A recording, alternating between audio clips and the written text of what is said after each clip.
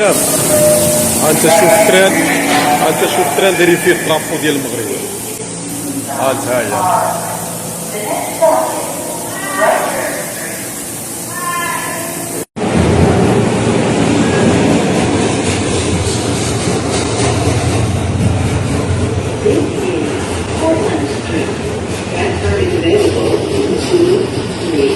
شاب. انت شوف تران دايرين فيه الطرافو ديال المغرب. انت هاهي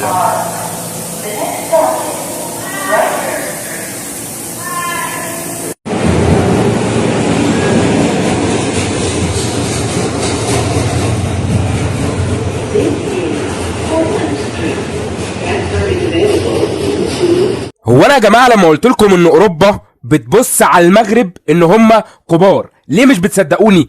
لما اقول لكم ان الفيفا بيفكر ان هو يخلي المغرب ينظم كؤوس عالم مقبله لجميع الفئات السنيه قبل 2030 وبعد 2030، ليه مش بتصدقوني؟ يعني حاقدين المغرب النهارده بيسكتهم.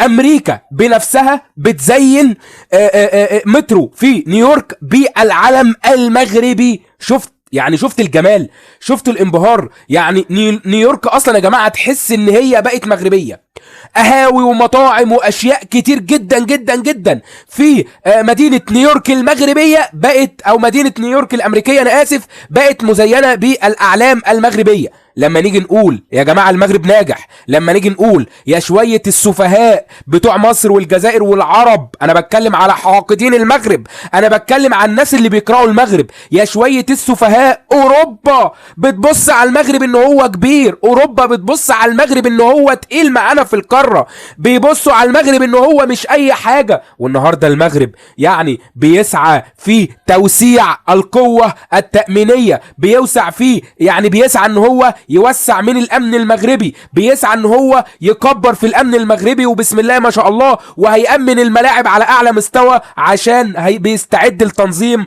او تنظيمات كاس العالم المقبله وبطولات كتير جدا جدا جدا. وبامر الله المغرب سيحتل مكانه عالميه، المغرب سيحتل مكانه مبهره. ولا عزاء لحاقدين المغرب، لا عزاء لكل اللي بيكره المغرب وكل اللي عايز المغرب يبقى مش في المقدمه. النهارده ربنا سبحانه وتعالى بينصر المغرب كل يوم على التاني عشان المغاربه ناس ناجحه. الابن المغربي بيقول لاصحاب المؤامرات كفايه، بيقول لاصحاب المؤامرات انا موجود.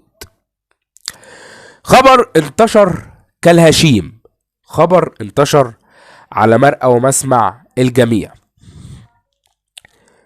والله يا جماعه انا بحيي 40 مليون مغربي، ناس شغالين بجد على بلادها، ناس اهم حاجة عندهم بلادهم. يعني معلش مش اللي هو الانانية، حتة الانانية عندنا في مصر يعني تبص تلاقي كل واحد من دول، يعني الناس انانية بجد بتفكر في نفسها بس، في الجزائر في اي بلد عربية.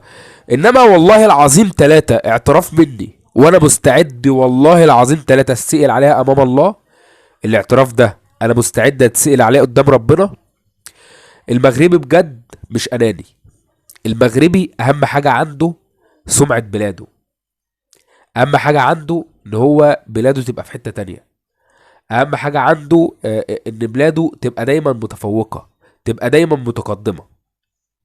طبعا ده اللي مفضل او ده اللي مميز الامبراطورية المغربية ومخليها دايما في القمة، لان عندهم اهم حاجة مصلحة البلاد ثم البلاد ثم البلاد. حتى انا يا جماعة بس بالله عليكم بس يعني برتجوا الفيديو دوت قبل ما نتكلم، واعملوا لايك واشتراك في القناة وصلوا على النبي. يعني في ناس انا عارفهم، ناس معينة بيحقدوا على المغرب، منشئين محتوى ومؤثرين بيحقدوا على المغرب.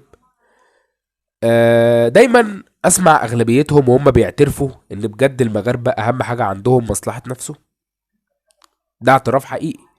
يعني معلش هل يعني هيبقى مثلا مصلحتك انت فوق مصلحتهم؟ يعني هيخلوا مصلحتك انت مثلا فوق مصلحتهم؟ استحالة، لا استحالة. الناس بتفكر دايما في مصلحة نفسها، ومش معنى ان هي بتفكر في مصلحة نفسها ان هي تأذي الغير او تفكر في اذية الغير. عمرهم على فكرة عمرهم ما فكروا في اذية الغير. طيب، قرار فوزي لقجع لما طلب برفع الجاهزية في المغرب وطلب برفع هو كده كده ملاعب المغرب الكل بيشكر فيها، كده كده المملكة المغربية دايما في القمة. بس لما نلاقي فوزي لقجع يقولك المغرب مع موعد لتنظيم كؤوس عالم، يعني دي حاجة عظيمة جدا جدا جدا، حاجة عظيمة تشهد لها الإمبراطورية المغربية، حاجة عظيمة تخلينا نعترف ان المغرب عندهم اسود بجد، عندهم رجال بجد، عندهم فوزي لقجع محترم، عندهم بوريطة، عندهم الحموشي، عندهم يعني بص كل ما هو كل ما هو دبلوماسي مغربي بسم الله ما شاء الله دايما ناجح. يعني دي